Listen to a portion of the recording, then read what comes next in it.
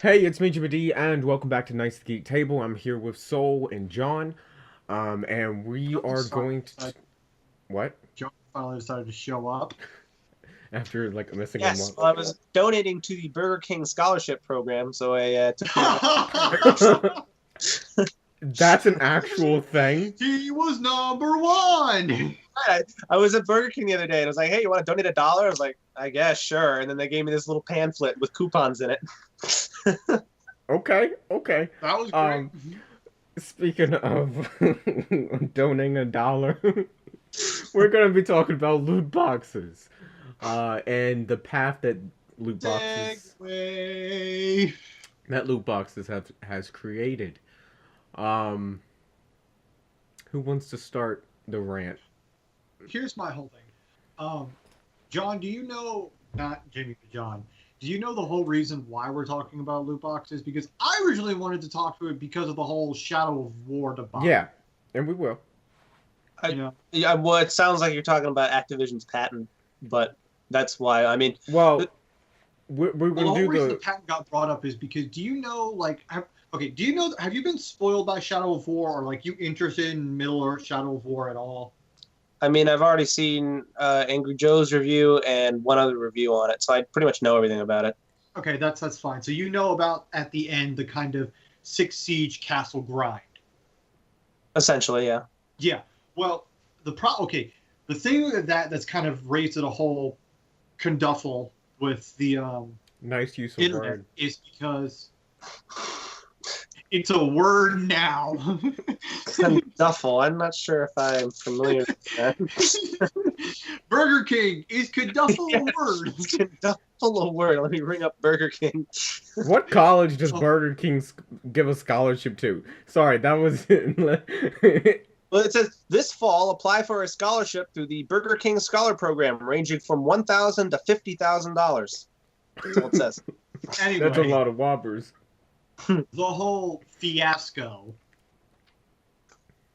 is that throughout the game you're pretty much you're gathering and collecting resources for an army of orcs. Yes. And then about the whole thing at the end with that is you're supposed to take those orcs that you've collected and then pretty much wage siege to like a couple of gauntlets of like castle invasions. Mhm. Now, you can do that in the actual in-game by collecting it, or where the controversy is, you can pay money to buy loot boxes to get legendary orcs, Mm-hmm. which That's fair. have what a lot of people are doing, you know, stop that in half. Because, first of all, the loot boxes have already broken the multiplayer. Let's just say loot boxes has broke the multiplayer in most games coming up. Right. Where the issue a lot of people have is that we're now having to pay money. Not only we only paid the $60 to pay the game, we're having to pay even more money just to basically beat your game. And that's where kind of the whole argument around loot boxes has kind of come back into fruition. Didn't I remember ranting about this at some point the last couple of weeks. I don't remember if it was on this. Maybe you ranted about it when we were doing that interview with Ross. Oh, yeah. Sorry, Yeah. I remember talking about this. I mean, I don't think it's anything new. This has been going on for a while. The only difference is this is really focusing more on a single-player game. But hell, even then, you could look at Bethesda's paid mods as a similar thing. We don't talk about the pay mods. I mean, when it comes to the single-player game aspect of it, I mean, it's still scummy. Like, I don't like it at all. But if you want to pay money to beat your single-player game faster, then, congratulations. Go right ahead, I guess. That's the whole reason why I refuse to pick up Shadow of War. Even though tons and tons of people have said, yeah, just forget the loot box, forget the loot boxes. It's a fun game. It's a fun game. It's a fun game. I can't forget the loot boxes because I know that fucking siege battle warfare is coming up. No, I agree with you. I mean, my issues have only ever been with multiplayer and how it affects the multiplayer. That's the biggest thing because it is unfair. It's just totally unfair.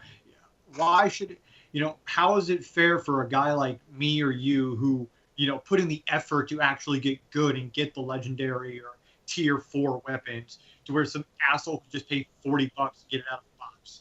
What also is interesting is because in the multiplayer, at least on the ranked section of Shadow of War, when your orcs die in the multiplayer, they die in the single player as well. Yeah. Which is basically that WB is more than willing to push you and prod you to buy all these orcs, but they could be killed in an instant and fuck off. Sorry, go buy some more. Yeah, and I know the fucking counter argument to the whole loot boxes in Shadow of War is that because I have seen Joe's review. Okay, and his whole thing is like when you buy the loot boxes, it's of the level of your character. But it's still the fact of, first of all, I hate the fact where the loot box is located. It is like at the very bottom, like glowing as fuck as soon as you pause the damn game. It's like, yeah, you see the marketplace, you want to buy loot. That's Joe's thing in the beginning of his review. Yeah, I mean, these are really only the beginning. When it comes to Activision's patent, though, I'm actually,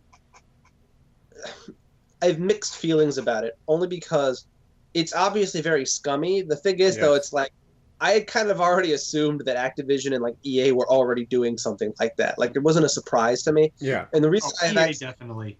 I mean, look at Battlefront. The new Battlefront.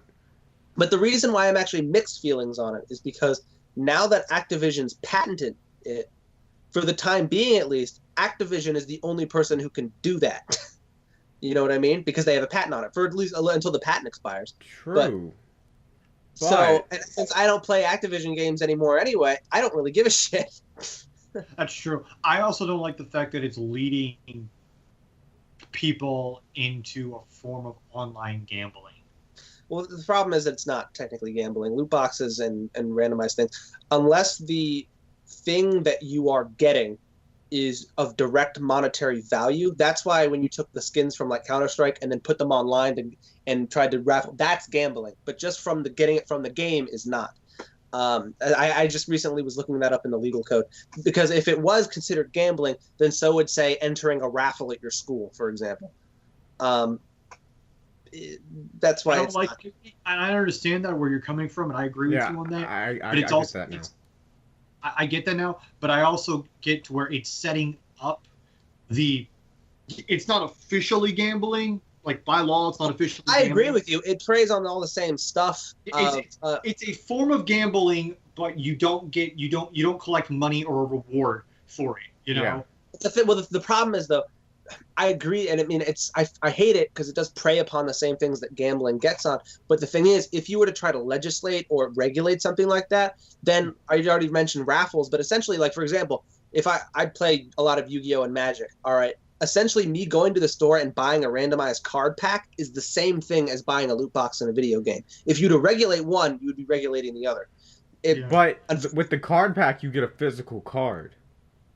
Doesn't matter. It's the fact it's the same thing. It's just one's digital. It doesn't particularly matter what format. I understand where you're coming from. I hate both. Okay, like I hate both. I hate both in both because yes, I used to be a Pokemon TCG player. Okay, so it's the same of constantly going to every three months to get the newest like pack. And yes, it is a form of gambling. You can tell any Magic player or any Pokemon player, TCG player, to review up. But it's not technically. But it is. That's the weird part about this. No, it's closer to a raffle than it is gambling. But the thing is, with the cards, though, you're guaranteed at least one legendary. And I mean, depending on the pack you're getting, I mean, But sometimes true. You're still guaranteed. In a loot box, you're technically not guaranteed a legendary. I can open a loot box on Overwatch, and I can get 3 common voice lines. Well, the thing is, unless you open that loot box and it says, "Congratulations, you've won $15," it's not gambling. It's not, and I understand by law where it's coming from. Still, and I understand that by law isn't gambling. Personally, to me, it is still a form of gambling. My issue is that I agree with you. I do, but there is no way to regulate that. Yeah. That would not affect everything else I've done. I understand that. Yes, there's no way to regulate it, and it's kind of just hard to ignore it. The problem is that it's now starting to where it used to just affect multiplayer games. It's now starting to affect single-player games, and that is something that to me is terrifying. Well, what needs to happen is the most difficult thing, and this is I also apply this to a lot of like modern kind of politics where everyone's kind of want a regulation for stuff. Mm-hmm. In what I've seen in like in the U.S. today is that people don't want to accept that some of the changes that need to happen are cultural changes, that where you and I just kind of have to do something. There's no law, but we just have to do it to change it. This is that kind of case in the gaming industry. The only way to change this is there's not going to be a law or regulation. None of that would work. What needs to work is players need to say, that's stupid, I'm not buying that game because of it, and force them to change. But that's also the most difficult thing to do. It's the most difficult thing. I want to play Shadow of War so bad because every bit of gameplay about it, it looks fun as shit. It looks so fun, but knowing what I know about the whole EA thing, that's the whole reason I'm not picking up the game. That's why. Sorry, go ahead. It's kind of like me with Battlefront 2. I'm excited about the campaign, but I don't know how the campaign's going to be. So then I fall back on multiplayer. But if I have to multiplayer is going to be broken because of loot boxes. Because I have to get loot boxes to upgrade my character. Loot boxes are different now. So as far as gun progression, like weapon wise, they're not in the loot boxes. They've come out and said that it's only whatchamacallit, I guess. I think it's some abilities, and then I don't know if it's even abilities, but it may very well, and then aesthetic stuff. I mean, point is, even if it was just specifically aesthetic stuff, I am so done with loot boxes and all this stuff that doesn't, even if it is just aesthetic. Like, I paid $60 for this game. I want to be able to earn everything without having to spend time. You know what I mean? I'm tired of loot boxes. Much as I hate Call of Duty, I love old school Call of Duty games like Modern Warfare 2, Black Ops, because when you became good and you got that really badass weapon, you felt like, hey, you earned that. You didn't pay $15 for it. I remember back in Black Ops 2 days on PS3, I had to spend hours just to get my gold skin for that shotgun. Yeah. Nowadays, John, you can get that gold skin. You just gotta pay $9.99. Well, it sucks too because I mean I've been playing a lot of Halo 5 recently just because I've been bored as hell, and the multiplayer is not terrible. The thing is, Halo 5 introduced rec packs, which are essentially loot crates, for the Warzone section. And the way they justify it was if you want to play like competitive or ranked stuff, that's in the arena section, which you can't use anything from the loot crates on except for your armor. Which anyway, and then you can still break that on that, but okay. Well, the armor is just your visual appearance. Okay. But you can't. The thing is, it used to be in every other previous Halo game, especially Halo 3, for example. I don't know if either of you guys played 3. I haven't played Halo. To get the cool armor, you had to do various things. I mean, everybody always wanted the recon armor, which I think you had to do like the entire campaign on Legendary with a certain skull on or something like that. Oh no, you had to find certain skulls on the Legendary campaign. Point is, you had to work for it. Now in Halo 5, there is no way to get any armor that is not through the loot crates. Or any of the guns. For example, the DMR is kind of a standard weapon. It's classified with like the assault rifle, the battle rifle, all that. To this day, I still do not have the DMR. And that's like a standard gun that everybody else has just because I have shit luck. It's so frustrating. I mean, loot boxes, I want to earn my shit. I do. Okay, I already paid for your fucking product. Even if I have to delve 40 hours into a game, I want to be able to earn it, not pay $9 to fucking buy your shit. Yeah, and I understand that. And that's my biggest problem with these. And even though they don't say it's loot boxes like rec crates or it's fucking loot boxes. Ammo packs is fucking loot boxes. Just say it. I mean, what my NASCAR game, it doesn't have loot boxes. It does have some DLC you can buy for different paint schemes and all, which is understandable. But the moment I don't mind paying for DLC if I like your product, I'll buy your DLC. But the moment I have to pay $1.99 to open a toolbox to get me a paint scheme or a certain driver, I'm gonna be done. And it's so frustrating as well because I mean, newer generations will not understand. I mean, like we were just talking about, there was a time where you didn't have to do this stuff, and Yeah. you can even remember the transition. Back in the PS2 era, when you didn't have your walkthroughs and your constant guides, you had to earn your stuff. For me, the first kind of like where it really hit me when it was starting to begin was in 2007 or 8, and it was No, it was around 8 because it was when gaming started becoming more mainstream. Mm-hmm. well, it was when Dead Space 3 came out. Dead Space 3, I think, was 2009 or 10. Was it that late? Okay. Point is, it was roughly in that period, at least as far as it affected me for the games that I played. Mm-hmm. That's when it kind of hit me, because Dead Space 3 was pretty much changed entirely by EA to appeal really to no one, because obviously Dead Space franchise. Yes, fucking visceral. I could go on an entire thing on EA's vampirism, but anyway, they changed Dead Space 3 from a survival like horror action game shooter to a 3P. Well, it was a horror third-person shooter game. The thing is, they turned Resident Evil into basically. Well, yeah. The thing is, the horror aspect wasn't good enough to attract the horror audience, and the action audience, like, the aspect wasn't good enough to attract the action audience. So it really appealed to no one. But they also introduced, as far as like it used to be, you had to find weapons and manage which weapons you use in the ammunition and stuff. Mm-hmm. Dead Space 3, it was, hey, you can just craft all your weapons, and it's a lot faster if you pay for it. That was, for me, when it first kind of it showed up, and then ever since then it's everywhere. I mean, I understand. I don't know. I grew up playing MMOs, so I was used to the whole, hey, you want to get faster in the world? Well, there's my subscription. I honestly, when I was younger, I wasn't even used to, like, say, the paint schemes being DLC. Dude, because when the NASCAR game I played the most was this 2004 one. And I remember I had unlocked over like 900 paint schemes, because if you kept playing and grinding and playing, you unlocked more and more. There was nothing I ever had to pay for that game, and I had paint schemes out the fucking ass. Yeah, but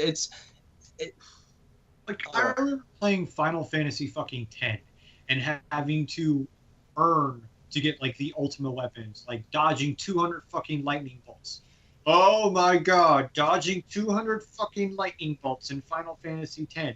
Nowadays, if they made Final Fantasy 10 now, you could probably pay $99 per item. One of the most, and it's interesting because I'm looking up at, I have I have a bookshelf behind this monitor, mm-hmm. and set up. One shelf has all 360 games on it, and the bottom shelf has all Xbox One games on it. Mm-hmm. And I'm just looking down all of my 360 games, and I'm looking at all of them, and I don't think I can see one that has the microtransactions and stuff in it, the blue boxes and anything. And then I look down at my Xbox One games, and almost every single one of them has it.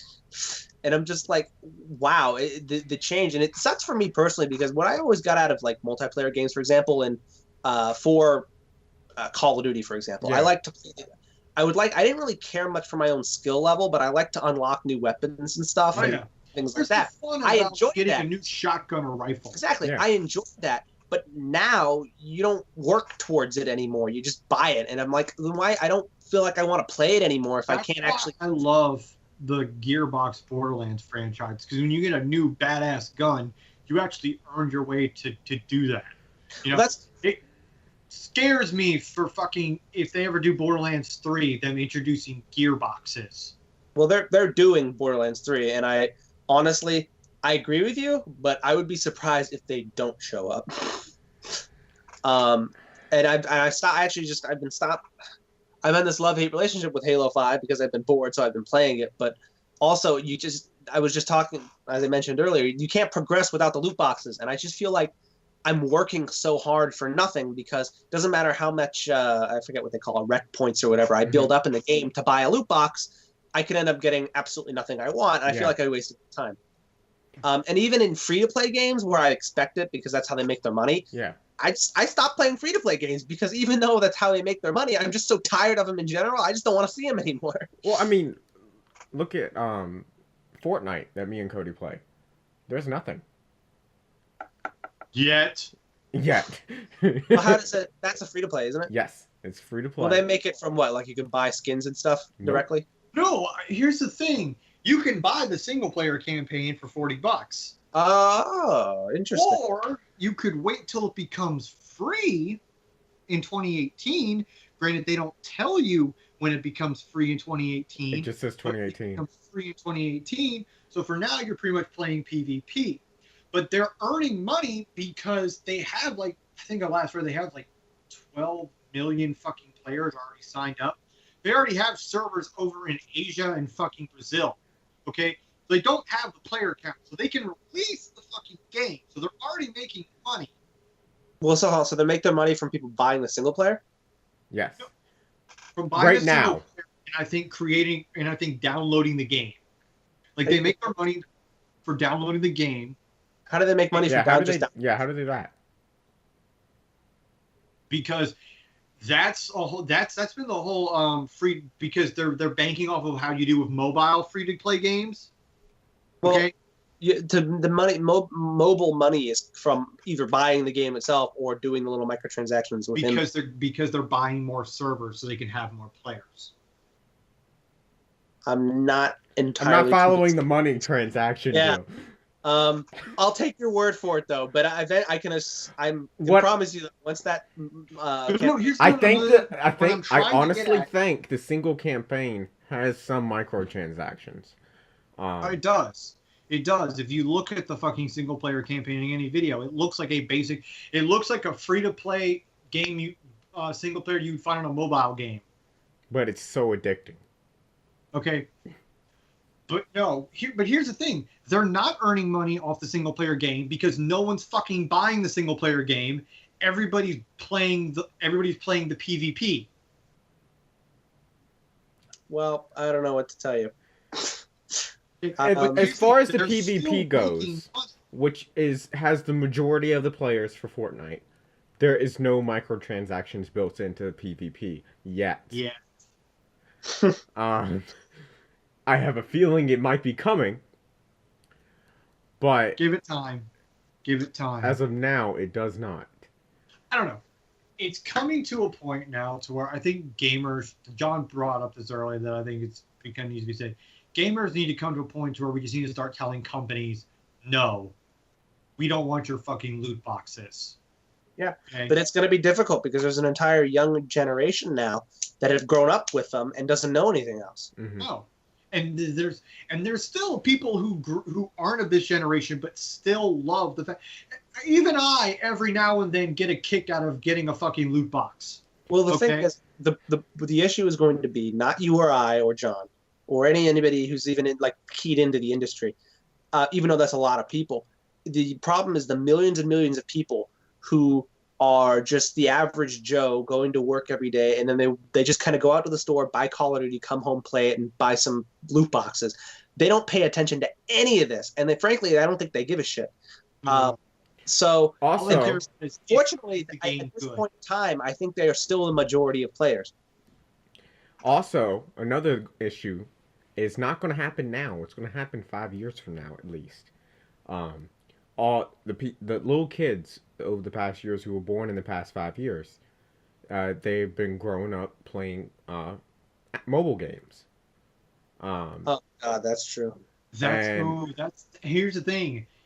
It's thanks to the mobile industry rise on why the loot boxes became so popular Yes. to begin with. But what I'm saying is, this new set of kids coming in 5 years, they'll be 10, so they'll be about the time they get into gaming, like consoles and all, and PC.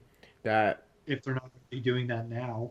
well, I mean, I'm saying the ones that are from just being born to 5 years old, because all their lives they've played the free-to-play mobile games, Candy Crush, all that stuff, and they've been doing the microtransactions. Maybe on purpose, maybe by accident, but they. Well, all hope is not lost. I mean, when it comes to the newer generation, well, twofold: developers and the new generation. When it comes to the new generation, every new young generation has a tendency to rebel against whatever the current established thing is. Mhm. In the case, understand loot boxes, you old fucks. exactly. And I You're think on my level, bitch. I You know, think let me these headshot kids you. will probably grow up with it so often that when they hear somebody like, I don't know, Sterling or Joe or any of the YouTubers, any of the people in the gaming industry talking about how BS it is, they're going to be like, wow, I've never heard that perspective before. That's cool. They're rebelling against the system. And I'm being incredibly dumb, but Yeah. you get. Additionally, there are plenty of, I think there's now, I'm hoping at least there's going to be this awakening for developers. I mean, like, for example, CD Projekt Red is a well-known developer that doesn't do this nonsense. Mhm. And then other developers. Project Red focuses mainly on creating really good single-player story games. Exactly, but other companies are actually starting to break away from the publishers that are really causing all this. I mean, I'm not saying of it, but mostly it's the publishers. For example, what was that game that came out for like $40 that had a female protagonist who had like some mental issues? Hellblade, I think it was, wasn't it? Or Is that the one where it like different audio in your ear? it may have been. Was Point she is, like prehistoric type thing? I think I saw Jack play it. yeah, it was. Yeah, it was like Fair a. enough. Hold on a second. If I you don't died in the game or you got too crazy, your save file got deleted. Yeah, Hellblade Sanaya's Sacrifice. Point is, what that is basically they're calling it a AAA indie game because the developer of Hellblade used to be a developer under a publisher. They left the publisher and developed this game separately. Mhm. It doesn't have the microtransactions, any of that. And it was actually only $40, not even $60. But it is the quality of a $60 game, Yeah. AAA. You know, and I think hopefully, I mean, not every development company has the ability to do that, but I think it'd be great if a lot of them started to do it more. Mhm. Time will tell. Yep, time will tell. But let me know in the comments below what you think. Are you sick and fucking tired of loot boxes? Yes. Like I get every time I see them, I get this in one of the games I play. I have this pit in my stomach, like if I just lost a family member or something. I'm just like, ugh. You did. I think it's Joe called put the it best. skin. I keep seeing someone like Corporate Commander come on this game like, hey, I saw you see the loot boxes. You know you want to buy one. And look. They're even on a discount. You can get 8 of them for $4.99. Oh my Come God, on, you know you want it. In Halo 4, when you go and buy the rec packs or whatever, the gold pack is like $10 each. They right on the main screen there, they have a section where you can get 100 of them, and it's like $500 to buy all of these, like right there. And I'm like, are you kidding me? Whoa, no. So you know Hubbard's mobile game, Yeah. the Fate game. I Yeah. kid you not. He looked it up. I don't know what they paid now, but a month ago, someone had paid over $2,000 in microtransactions.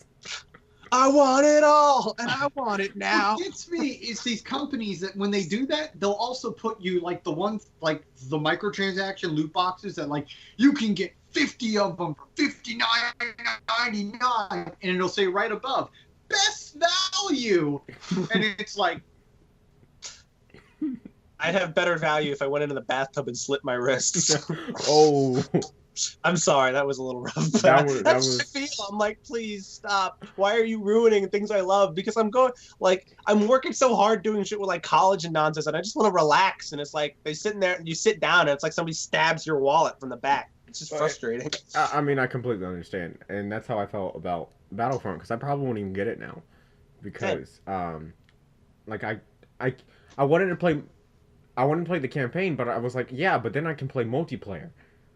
And now I'm like, if I play it by a weekend, the people who just buy all the loot boxes are going to be so far ahead of me that it's I'm probably also not going to get it just because I played the beta and it's fun, but it's also boring in the sense that DICE has made a lot of progression, like a lot of progress making the game more interesting, but it's just not as interesting as the old Battlefront. I mean, because I don't like the 4 classes structure they're using, which they used from Battlefield. Yeah.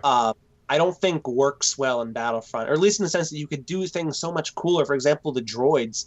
I mean, it used to be in the old games, you had the regular battle droid, the super battle droid, the droidicas, the rolly ones with the shields, and all that stuff. you don't really have that anymore. It's just all regular battle droids, and occasionally you'll get enough points to be a super battle droid. And it's just it's not as fun as it could be. I just don't think they're going far enough. No. But yeah, that's for another day. So thank you so much for watching. Hope you enjoyed this video. And like always, I will see you in the next one. Later.